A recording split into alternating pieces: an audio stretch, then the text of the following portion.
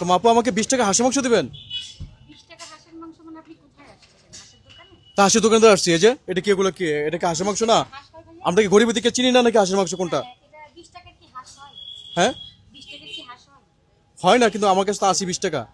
আপনি এমনি চেয়ে খেতে পারেন, কিন্তু 20 টাকার তো আমি হাঁস বেচি না ভাইয়া। মানে চেয়ে খেলে কি টাকা ছাড়া দিয়ে দিবেন? আপনার যখন টাকা না থাকবে আপনি অবশ্যই আমার কাছে আপনি হাঁসের মাংস কেন ডাকতেছেন? আমার তো দেখে লোভ লাগছে নাকি, আমি তো খাইতে এসেছি এই জন্য। আমি বললাম আপনার কাছে টাকা নেই, আপনি আমার কাছে চেয়ে খান যে আপা আমার কাছে পকেটে টাকা নেই, আমি হাঁসের মাংস দেব। আমার কাছে টাকা তো আছে, 20 টাকা কি আপনাদের গায়ে লাগে না?